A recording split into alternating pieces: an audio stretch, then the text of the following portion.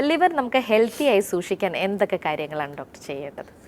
Liver healthy ആയിട്ട് സൂക്ഷിക്കാൻ ഏറ്റവും പ്രൈമറിലി നമ്മൾ ലിവറിനെ സ്നേഹിച്ച് ലിവറിൻ്റെ ആ രീതിയിൽ തന്നെ നമ്മൾ ഡെയിലി ലൈഫ് സ്റ്റൈൽ ഹാബിറ്റ്സ് മുന്നോട്ട് പോകണം.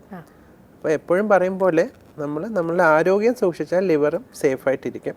എന്ന് വെച്ചാൽ നമ്മൾ ആഹാരം കഴിക്കുന്നതായാലും വെള്ളം കുടിക്കുന്നതായാലും ബാക്കി ശീലങ്ങളായാലും എല്ലാം നമ്മൾ ഈ സ്റ്റാൻഡേർഡ് ലൈഫ് പ്രാക്ടീസ് എന്ന് പറഞ്ഞ കുറച്ച് കാര്യങ്ങളുണ്ടല്ലോ. അതായത് ഹെൽത്തി ഫുഡ്, ഫൈബർ അടങ്ങിയ ഫുഡ്, ഷുഗറൊക്കെ കുറച്ച്, കാർബോഹൈഡ്രേറ്റ്സ് കുറയ്ക്കുക, ഫാറ്റി ഫുഡൊക്കെ, ഓയിലി ഫുഡൊക്കെ ഒന്ന് കുറച്ച്, നല്ലപോലെ എക്സസൈസൊക്കെ ചെയ്ത്, നല്ല ഫെർമെൻറ്റഡ് ഫുഡ്സൊക്കെ കഴിച്ച്, ജങ്ക് ഫുഡ്സൊക്കെ ഒഴിവാക്കി എക്സസൈസൊക്കെ ചെയ്ത് കഴിഞ്ഞാൽ കരൾ എന്നും ഹെൽത്തി ആയിട്ട് ചെറുപ്പമായിട്ടിരിക്കും.